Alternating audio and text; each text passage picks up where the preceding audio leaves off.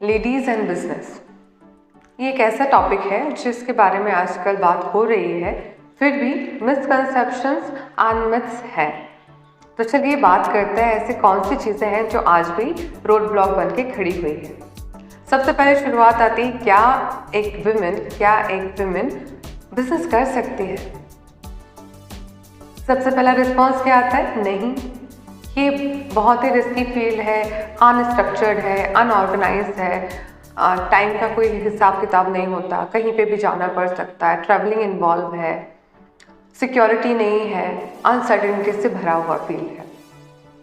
मेरा मानना ये है कि जैसे अलग अलग सब्जेक्ट्स की जब हम एजुकेशन में स्ट्रीम लेते हैं, वहाँ पे जो रिस्क इन्वॉल्व होते हैं, वैसे ही बिजनेस में भी है। अगर आप चाहें तो अपनी कैपेसिटी, स्किल एंड एक्सपीरियंस के बेस में एक पर्टिकुलर बिजनेस का स्ट्रीम चूज कर सकते हैं, जिसमें अगर आप वो जो फैसला है, अगर वो आपने सही तरीके से लिया, अंडरस्टैंडिंग से लिया, तो डेफिनेटली आप इसमें एक्सेल भी करेंगे। बिजनेस रॉकेट साइंस नहीं है विमेन के लिए। अगर आज वुमेन नासा जा सकती है, अदर दूसरे जॉब में जा सकती है, दूसरे करियर में जा सकती है, तो वो बिजनेस भी कर सकती है। अब क्या बिजनेस करने के लिए बहुत सारे पैसे चाहिए? आपको क्या लगता है? जब हम बिजनेस, एक ट्रेडिशनल बिजनेस के बारे में बात करते हैं, जहाँ पे बिजनेस लगा के पैसे लगा के पैसे कमाए जाते थे, वो एक बहुत पुराना अप्रोच था। आज के टाइम पे हम डिजिटल फील्ड में हैं। बहुत सारे बिजनेस मिनिमम कॉस्ट आप इमेजिन नहीं कर सकते, 5 to 10,000 से भी शुरुआत कर सकते हैं। और बहुत सारे कोचेस तो ये बोलते हैं कि आप 0 से शुरुआत कर सकते हैं। तो डेफिनेटली हर किसी का अपना पर्सपेक्टिव होगा, बट मुझे लगता है बहुत मिनिमम से भी आप शुरुआत कर सकते हैं। मैटर ये करता है कि आप किस फील्ड में जा रहे हैं और उससे जुड़ी हुई कितनी एक्सपर्टीज़ आपको है, कितनी समझदारी आपके पास है, क्योंकि यही वो कुछ फैक्टर्स हैं जो आपके सक्सेस को डिफाइन करेंगे। अब बहुत सारे लोग ये सोचते हैं, जो बिजनेस पर्सन होते हैं, they are born artist, born singer, just like that, they are born. So I don't agree with this particular thought. I will say that ऐसा नहीं है। जो बिजनेस भी एक स्किल है, बिजनेस में एक्चुअली हमको अंडरस्टैंडिंग को डेवलप करना पड़ता है, उसकी एक अलग सेट ऑफ रिक्वायरमेंट होती हैं। अगर हम उसे डेवलप करते हैं, टाइम टू टाइम उसको अपग्रेड करते हैं, हम बिजनेस में भी एक्सेल करेंगे। ये कोई बॉर्न गिफ्ट नहीं है, इसे लर्न किया जा सकता है। हम बिजनेस कब कर सकते हैं?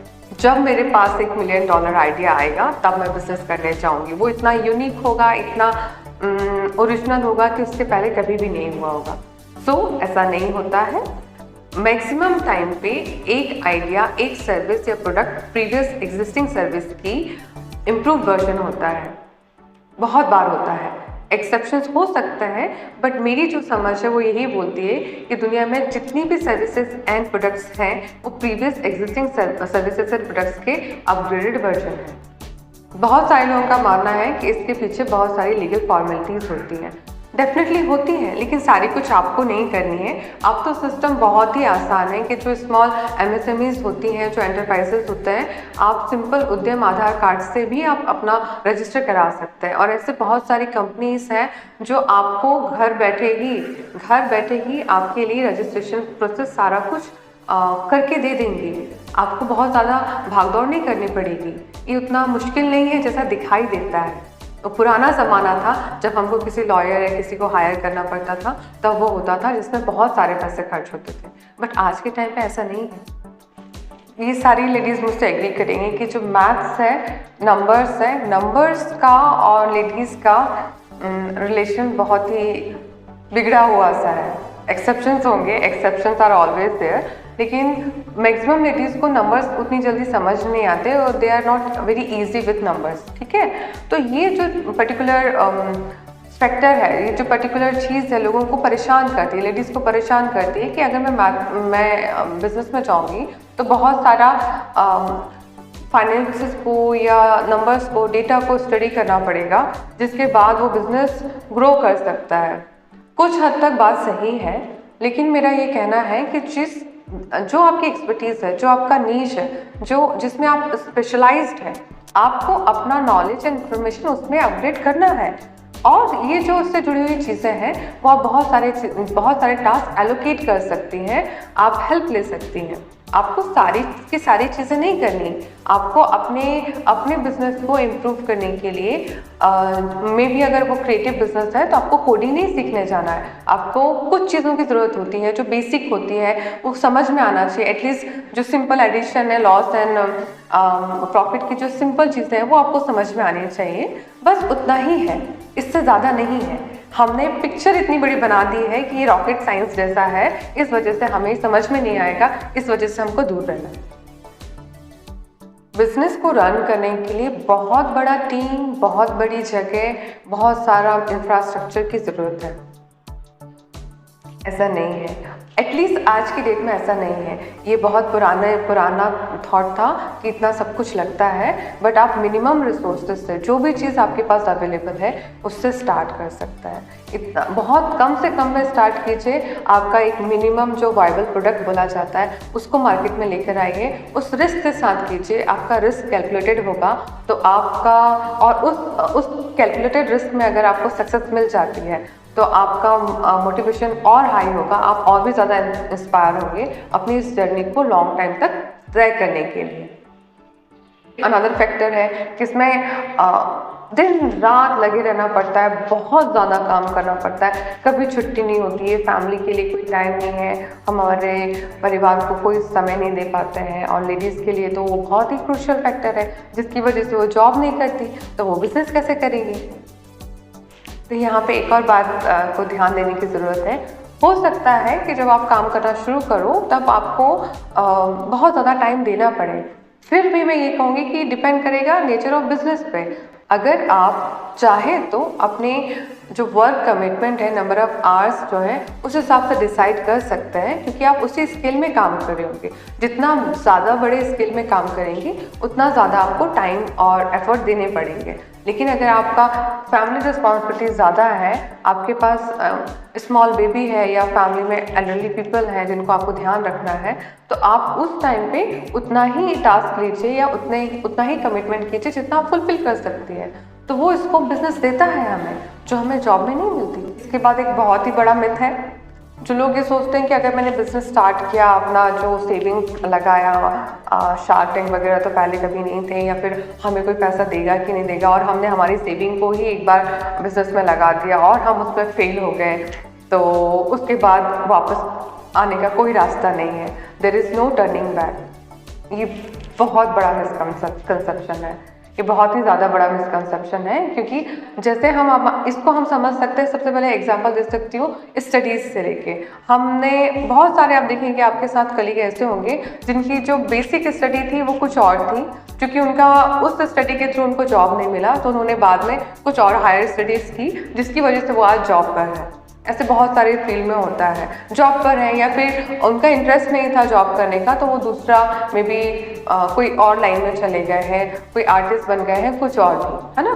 तो अब ऐसा नहीं है कि जो आपने स्टार्टिंग में चुना उसी से ही आप लेकर के एंड तक जाएंगे।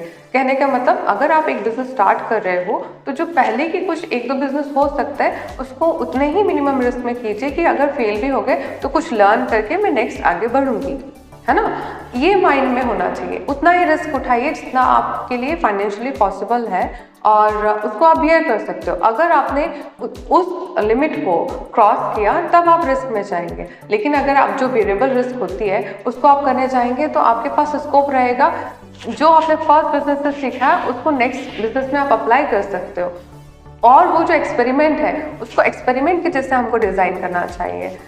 उससे एकदम इमोशनली अटैच नहीं हो जाना चाहिए कि मेरा जो बिज़नेस है मैं पहले स्टार्ट किया था तो उसको बंद नहीं करूँगी, जब तक जाने तब तक उसको चलाती रहूँगी। ऐसा नहीं करना चाहिए। उससे इमोशनली अटैच होने की बजाय जो भी हमने हमारे स्किल्स के थ्रू हमने किया और हमने जो सीखा उसको लेकर के नेक्स्ट मूव ऑन होना चाहिए, तब आपके पास टर्निंग बैक है। इनफैक्ट ऐसे भी बहुत सारे केसेस हैं कि उन्होंने अपना जॉब छोड़ा और थोड़े दिन के लिए बिजनेस किया, उनको समझ में आया कि बिजनेस उनके लिए नहीं है तो वापस जॉब में आए।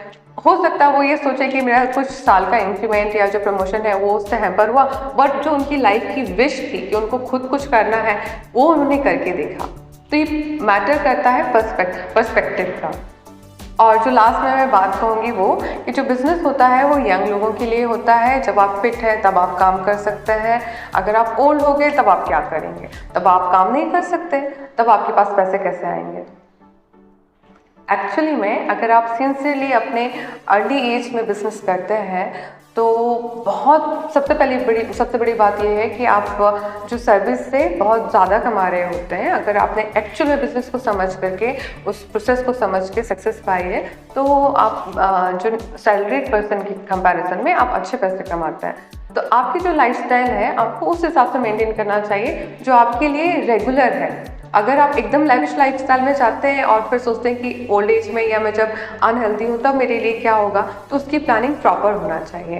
तो अगर आपकी प्लानिंग प्रॉपर है, when you are earning really good, you must have plan for your future, you must have retirement plan और health insurance and there are so many other plans for those things. तो don't think that if I will be old then that time I won't be able to work, so because of that I won't be earning.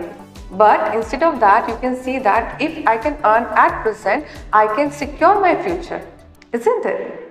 जैसे कि हर एक field से जुड़े हुए myths and misconceptions होते हैं, वैसे ही आपने यहाँ पे भी देखे हैं और भी बहुत ज़्यादा होंगे जिनको मैं शायद कवर नहीं कर पाई यहाँ पर। बट समझने की बात ये है कि अगर if you are a women and you want to do a business, तो मैं अपनी कैपेबिलिटी अंडरस्टैंडिंग को समझ करके किसी बिजनेस में एंटर हो रही हूँ तो वहाँ पे चांसेस है सक्सेसफुल होने के। अगर आप सिर्फ मिथ्स एंड रोड ब्लॉक को ही देख करके अपनी जर्नी ही स्टार्ट नहीं करेंगे तो शायद ये आपका जो चॉइस है, जो आपका ड्रीम है कि मुझे खुद कुछ करना है, वो कभी भी पूरा ना हो पाए।